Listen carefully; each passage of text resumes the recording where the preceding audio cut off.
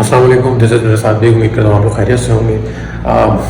बाहर जा रहा था मदीना एक्सप्लोर करने, तो सोचा आप लोगों को भी साथ लेके चलूँ और देखूँ कि क्या क्या चीज़ें मैं एक्सप्लोर कर सकता हूँ, और जो एक्सप्लोर कर रहा हूँ वहाँ वहाँ आप लोगों को भी साथ लेके जाओ और आप लोगों को भी एग्जैक्टली सेम उस तरीके से एक्सप्लोर करवाऊँ जिस तरीके से मैं खुद यहाँ पर पर्सनली एक्सप्लोर कर रहा हूँ। तो आए चलते हैं।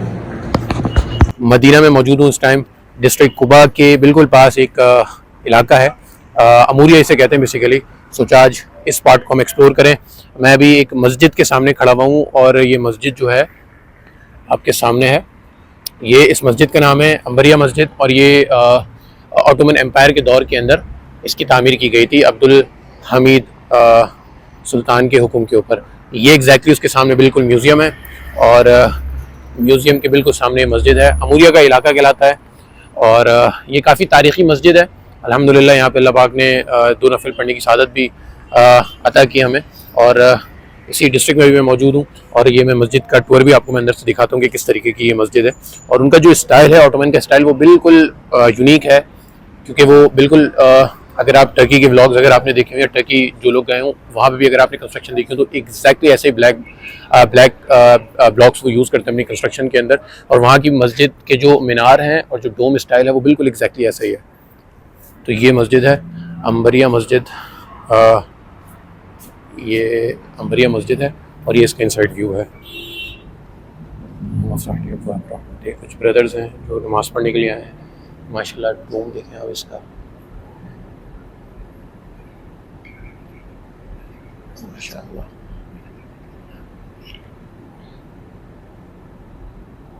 तो ये मस्जिद है, और ये एग्जैक्टली हरम से कुछ 1 किलोमीटर के फासले के ऊपर ही है, और काफ़ी अच्छी मस्जिद है। ये म्यूज़ियम बना हुआ है इनका, ये एग्जैक्टली म्यूज़ियम है। तो ये इनका म्यूज़ियम है, ये इनकी मस्जिद है, और काफ़ी माशाल्लाह अच्छी इन्होंने मतलब एक अच्छी मोन्यूमेंट जगह है ये एक्सप्लोर करने की। बाकी दूसरी चीज़ ये कि यहाँ पे जितनी सफाई मैंने देखी इसकी कोई मिसाल नहीं है, और आई विश के पाकिस्तान में भी ऐसा हो, स्पेशली कराची के अंदर। जिस तरीके के यहाँ पे रोड का नेटवर्क है, जिस तरीके से यहाँ का एक सैनिटेशन का निज़ाम है, म्यूनसिपैलिटी का निज़ाम है, बहुत ज़्यादा टॉप नॉच है। आई विश के ऐसा हो, बट आसार ऐसे नज़र नहीं आते। सऊदी फ्लैग, ये कोई ग्रुप आया हुआ है अपने टूर गाइड के साथ, और ये इन्हें एक्सप्लोर करवा रहा है। ऐसे ज़्यादातर लोग जो है टर्की से लोग यहाँ पे काफ़ी आते हैं, क्योंकि ये ऑटोमन एम्पायर की एक मोन्यूमेंट है। ये देखें फ्लैग, ये रही मस्जिद, और ये रहा म्यूज़ियम। और अच्छा लगा काफ़ी, मतलब ये वाला एरिया भी काफ़ी अच्छा है। बाकी यहाँ का कानून इस कदर स्ट्रॉन्ग है कि अगर कोई चीज़ ज़मीन पे आपको पड़ी हुई नज़र आएगी तो लोगों की हिम्मत नहीं होती कि लोग उसे जो है टच कर लें। मेरे सामने की बात है, मेरे सामने एक S24 पड़ा हुआ था, सब मौजूद थे वहाँ पे, पाकिस्तानी, इंडियन, इंडोनेशियन, सब मौजूद है, लेकिन किसी की भी हिम्मत नहीं हुई कि वो उस मोबाइल को हाथ लगा ले। मेरे सामने कुछ पैसे भी पड़े नज़र आए मुझे मस्जिद नबवी के पास, लेकिन किसी की हिम्मत नहीं हुई कि उसे जो है हाथ लगाए। इनफैक्ट मैंने ये भी देखा कि लोग बल्कि असिस्ट करते हैं, जो वहाँ पे अथॉरिटी के जो लोग हैं उन्हें बताते कि ये यहाँ पे चीज़ पड़ी हुई है, इवन वो भी इस चीज़ को नहीं उठाते अनटिल अनलेस कि वो उस चीज़ को पहले डॉक्यूमेंट ना कर लें कि यार यहाँ पे ये चीज़ पड़ी हुई थी और हमें मिली है। तो ये एक लेकिन बात यह है कि कानून ही इंसान को सीधा रखता है, जो कि पाकिस्तान इंडिया के अंदर बहुत ज़्यादा मिस है। और यहाँ पे चाहे आप अरबी हो या आजमी हो, कानून सबके लिए बराबर है। उतना ही फ़ाइन उसे देना पड़ता है कि अगर एक अरबी गलती करे तो उतना ही फ़ाइन उसे देना पड़ता है, और अगर एक अजमी है तो उसे भी एग्जैक्टली वही सारी चीज़ें देनी पड़ती हैं। दूसरी इंपॉर्टेंट चीज़ ये मैंने देखी कि जितने भी यहाँ पे ऐसे इलाके जहाँ पे पाकिस्तानी इंडियंस रहते हैं और बंगाली रहते हैं, स्पेशली बंगाली बहुत मैंने देखे, यहाँ पे बंगालीज बहुत हैं। ऐसा नहीं है कि इंडियन पाकिस्तानीज नहीं है, लेकिन बंगालीज रिलेटिवली ज़्यादा हैं। जहाँ पे ये इस नेशनलिटी के लोग हैं वहाँ पे इंतहाई गंदगी होती है, मतलब कोई वहाँ पे सऊदी ऐसा नहीं है कि वहाँ पे सफाई नहीं होती, सफाई होती है, लेकिन फिर वो लोग गंदगी करते थे। तो ये वाला एक मैंने भी ड्रॉबैक देखे, जहाँ पे बंगाली, इंडियन, पाकिस्तानी है, वहाँ पे बहुत ज़्यादा जो है गंदगी मुझे नज़र आई रिलेटिवली। माउंटेन्स देखें, इस तरीके के मदीना के माउंटेन्स हैं। बैक टू मस्जिद नबवी, ईशा की नमाज़ पढ़ ली है, और प्लान तो ये था कि रोज़ा रसूल पे जाएँ सलाम करने, लेकिन काफ़ी रश है तो टाइम लगेगा। मैंने सोचा कि पहले खाना वगैरह खा लिया जाए और उसके बाद दोबारा आएंगे इंशाल्लाह ताला फजर से पहले पहले, क्योंकि उस टाइम रिलेटिवली रश कम होता है और अच्छा टाइम मिलता है वहाँ पे कि आप ज़्यादा से ज़्यादा टाइम स्पेंड कर सको रोज़े के सामने और रसूलुल्लाह को सलाम अर्ज़ कर सको। अच्छा, बाकी ना मेरे पास बहुत सारे कमेंट्स आए थे और मैसेजेस आए थे कि रियाजुल जन्नह की टाइमिंग क्या है फ़ीमेल्स के लिए। तो उनकी जो टाइमिंग है वो नॉर्मली इशा के बाद से होती है और फजर से कुछ टाइम पहले पहले तक होती है और वो उसका एक परमिट होता है, वो अपॉइंटमेंट लेने के बाद ही आप जो है जा सकते हैं। विदाउट परमिट विदाउट अपॉइंटमेंट आप लोग जो है रियाजुल जन्नह नहीं विज़िट कर सकते। परमिट लेना कैसे है वो सारी चीज़ें मैं आपको इंशाल्लाह नेक्स्ट वीडियो में बताऊँगा। जहाँ तक फ़ीमेल की टाइमिंग की बात है तो वो जो है इशा के बाद से स्टार्ट होती है रिलेटिवली और फजर से कुछ टाइम पहले पहले। बाकी उसके बाद जो भी टाइमिंग है, जो भी स्लॉट्स हैं वो सब मर्दों के लिए जो है बुकड होते हैं, असाइंड होते हैं उनको। तो ये जो है रियाजुल जन्नह से रिलेटेड जो भी इन्फॉर्मेशन थी वो खैर मैं अपने आने वाली वीडियोस के अंदर भी बताऊंगा, लेकिन सो फार टाइमिंग जो है वुमेंस के लिए इशा के बाद से लेके है और मर्दों के लिए जो भी मैं रेस्ट टाइम है वो भी मैं आपको बता चुका हूँ। बाकी ये गेट नंबर 310 है, यहाँ पे जमजम की डिस्ट्रीब्यूशन होती है। अच्छा, बहुत सारे लोग यहाँ पे कंफ्यूज होते हैं। नॉर्मली जो मदीना के अंदर पानी है, मतलब जो सैन के अंदर जो पानी की डिस्ट्रीब्यूशन है, लोगों को लगता है वो भी जमजम है, लेकिन वो जमजम नहीं होता। वो नॉर्मल फिल्टर्ड वाला पानी है। जमजम जो है यहाँ पे मिलता है। ये 310 नंबर गेट के पास जो है डिस्ट्रीब्यूशन का इन्होंने सेटअप लगाया हुआ है। यहाँ से आप इजीली जो है जमजम जो है वो आप ले सकते हैं और इनकी भी टाइमिंग है तकरीबन 4:30 से लेकर 10:30 तक के दरमियान। अगर आप आते हैं तो आप इजीली जो है जमजम को ले सकते हैं। अच्छा, ये जो है जामा मस्जिद गमामा है, इसके ऑलरेडी मैं रील में इंफॉर्मेशन दे चुका हूँ। ये म्यूज़ियम है सॉर्ट ऑफ, और इसके अंदर मस्जिद नबवी की एक्सपेंशन के बारे में बताया गया है कि किस तरीके से और कब कब जो है मस्जिद नबवी की एक्सपेंशन हुई है और जो भी सारी चीज़ें हैं वो भी इसके, मतलब जो भी मस्जिद नबवी से रिलेटेड इन्फॉर्मेशन है वो सब इसके अंदर मौजूद है।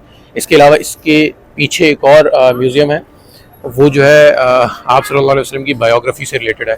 40 रियाल आई थिंक उसका वो है, टिकट है। अनफॉर्चुनेटली मेरे पास टाइम नहीं था, मैं इसलिए जा नहीं सका।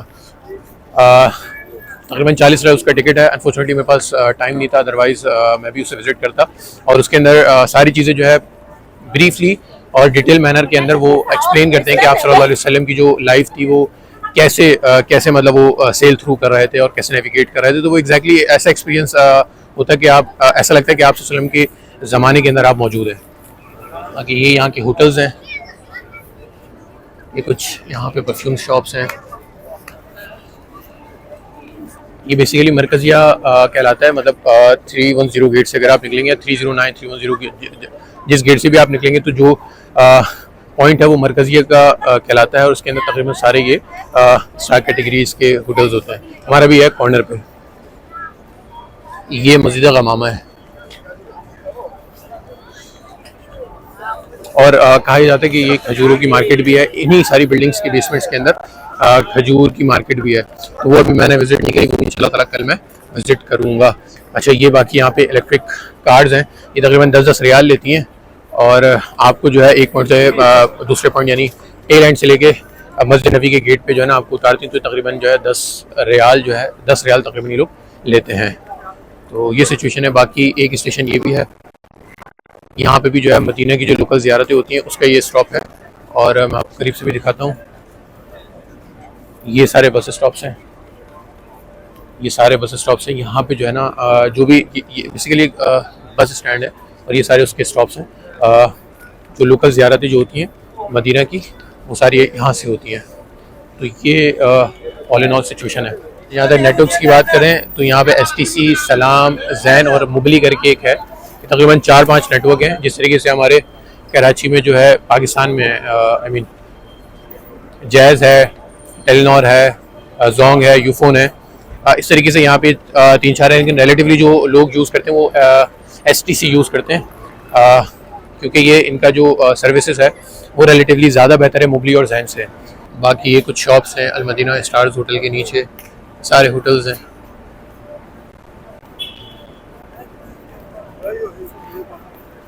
मतलब ये ऐसी जगह है यहाँ पे 24/7 हसल बसल रहती है। और यहाँ पे ये करीम्स की इलेक्ट्रिक स्कूटर्स भी हैं। ये देखें, ये स्टैंड्स हैं। तकरीबन ये इनके कुछ क्राइटेरिया है 30 मिनट के लिए भी मिलती है, 1 दिन के लिए भी मिलती है, पूरे वीक के लिए भी मिलती है और एनुअली भी मिलती है, और उनका जो है सर्टेन प्राइजेज़ है। तो ये भी अच्छा एक सीन है यहाँ का। कराची में या इनफैक्ट पाकिस्तान के अंदर तो हम ये एक्सपेक्ट ही नहीं कर सकते। ये देखें, अच्छा ये छोटे छोटे यहाँ पे शॉप्स बनी हुई हैं। यहाँ से आप जो है जो भी आपके लव वंस है पाकिस्तान के अंदर, जो भी लव वंस है आपके पाकिस्तान के अंदर, उनके लिए आप हाई वगैरह ले सकते हैं। अच्छा अभी मैं जिस तरफ जा रहा हूँ ये तकरीबन 5 मिनट की वॉक है कुबा स्क्वायर की तरफ। कहा यह जाता है 310 गेट से लेके स्ट्रेट अप जो रास्ता जा रहा है कुबा की तरफ, यही वो रास्ता है जहाँ पे आप सल्लल्लाहु अलैहि वसल्लम कुबा के लिए जाया करते थे। ये देखें, ये कुबा स्क्वायर है, इससे थोड़ा सा बाय वॉक आगे जाके कुबा स्क्वायर है, और स्ट्रेट अप अगर जाएं आगे छोटी सी एक मार्केट भी है। और इसी के अगर लेफ़्ट साइड पे मैं अगर आपको अक्रॉस द पुल दिखाऊं तो ये जो आपको ग्रीन ग्रीन मीनार नज़र आ रही है बिलाल इब्ने रबाहा, मस्जिद बिलाल इब्ने रबाहा है, और ये भी तकरीबन यहाँ से तकरीबन 10 मिनट की वॉक है। ये जो आपको ग्रीन ग्रीन नज़र आ रहा होगा, बाकी ये पूरा कुबा का वॉकवे है, और रिवायतों में है कि इसी रास्ते के थ्रू आप सल्लल्लाहु अलैहि वसल्लम कुबा की तरफ तशरीफ़ लेके जाते थे। ये वो रास्ता है। बाकी यहाँ पे आगे जाके कुछ शॉप्स भी हैं जहाँ से आप इजीली खरीदारी कर सकते हो। ये एक मार्केट है, मुगसला मार्केट इसे कहते हैं, और ये अंदर से भी मैं आपको दिखाऊंगा, लेकिन वो नेक्स्ट वीडियो के अंदर मैं दिखाऊंगा। ये जिस तरीके से इन्होंने स्ट्रक्चर्ड की हुई है, बिल्कुल एंशिएंट टाइम, प्रिमिटिव टाइम, आप सल्लल्लाहु अलैहि वसल्लम का टाइम आपको याद आ जाएगा कि 14 साल पहले किस तरीके से सहाबा इकराम के घर हुआ करते थे और किस तरीके से वो रहा करते थे। तो यहाँ पे उन्होंने बड़ी खूबसूरत सी शॉप्स बनाई हुई हैं, बहुत ज़्यादा खूबसूरत सी शॉप्स बनाई हुई हैं, और उसके अंदर उन्होंने प्रॉपर अपना सारा सेटअप इंस्टॉल किया हुआ है। लेकिन इन्होंने एक जो थीम दी हुई है, ऐसी थीम दी है वो ऐसी एंशिएंट है कि आपको लगेगा कि यार आप शॉपिंग कर रहे हो, लेकिन आप 14 साल पीछे जाके शॉपिंग कर रहे हो। तो बड़ा अच्छा यहाँ का एक एम्बियंस है और बहुत अच्छी थीम और पैटर्न है। ये मैं आपको इंशाल्लाह नेक्स्ट वीडियो के अंदर दिखाता हूँ। अंदर बाकी ये कुछ शॉप्स हैं, यहाँ से जैनवाज वगैरह मिलती है, कुछ गिफ्ट आइटम्स हैं।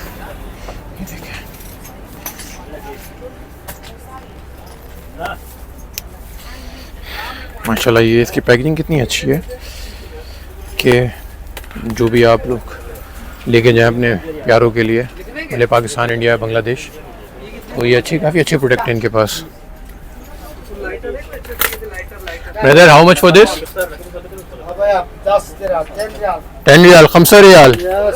ओके, सो ये 10 रियाल का है और काफ़ी अच्छी पैकेजिंग है इसकी। तो ऐसे ही यहाँ पे और भी बहुत सारी चीज़ें हैं जो हम तोहफ़तन दे सकते हैं।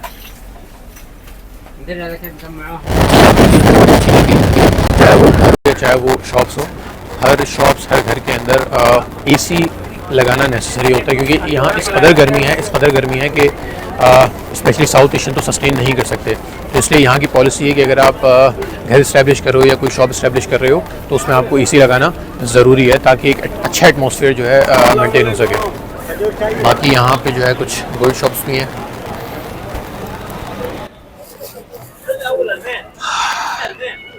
बिल्ली वो गोल्ड शॉप्स भी हैं। ये सब कुबा स्क्वायर के पास ही हैं, सारी शॉप्स हैं। वो क्या है, वो फाउंटेन है, वाओ। बाकी अगर आप कुबा स्क्वायर से स्ट्रेट अप आएंगे तो आपको अपने लेफ़्ट साइड के ऊपर और अपने राइट साइड के ऊपर बहुत ज़्यादा शॉप्स नज़र आएंगी। बोथ एंड पे शॉप्स हैं जो काफ़ी रिजनेबल और अफोर्डेबल हैं। मुझे इस मार्केट का एग्जैक्टली नाम तो नहीं पता, लेकिन ये कुबा वॉक वे पे है। दोनों एंड पे शॉप्स हैं और काफ़ी अच्छी हैं, बहुत रिजनेबल और अफोर्डेबल। यहाँ पे आपको गिफ्ट आइटम्स मिल जाते हैं अपने लवंस के लिए। और नॉर्मली पाकिस्तान, इंडिया, बांग्लादेश के अंदर एक कल्चर है कि जब भी आप उम्रा करके अपने होम कंट्री जाते हैं तो वहाँ पे कुछ ना कुछ आपको गिफ्ट लेके जाना पड़ता है अपने लवंस के लिए। तो यहाँ पे 5 से 10 रियाल के दरमियान बहुत अच्छी चीज़ें आपको मिल जाती हैं जो काफ़ी प्रेजेंटेबल भी होती हैं। अच्छा, ये मेरा दोस्त है सद्दाम। अच्छा, इसकी स्किल्स आप देखें, ये नेम इम्पोज करता है जयनमाज के ऊपर, और माशाल्लाह काफ़ी खूबसूरत आर्ट है, मतलब प्रॉपर एक स्किल्स है यार। ये भी वेरी ऑन, देखिए कितनी खूबसूरती से जो है नाम क्राफ्ट कर रहा है। बाकी ये कुबा का जो वॉकवे है उसी पे ये बैठा हुआ है, और ये इसकी शॉप का नेम है। अगर कभी गुजर हो कुबा जाते हुए वॉकवे से, तो ये सद्दाम नाम का बंदा है। सद्दाम से हेलो। और आप इसकी स्किल्स देखें तो ये जायनमाज़ से बड़ा अच्छा खूबसूरत नाम लिखा है। जगह थी जो इससे पहले मैं एक्सप्लोर नहीं कर सका, क्योंकि इससे पहले मैं दूसरे पार्ट को एक्सप्लोर कर रहा था, बट ये काफ़ी अच्छी, काफ़ी फिनोमिनल जगह मुझे समझ आ रही है। तो अल्हम्दुलिल्लाह एक्सप्लोरेशन हो गई है। कुबा का काफ़ी पार्ट मैंने एक्सप्लोर किया।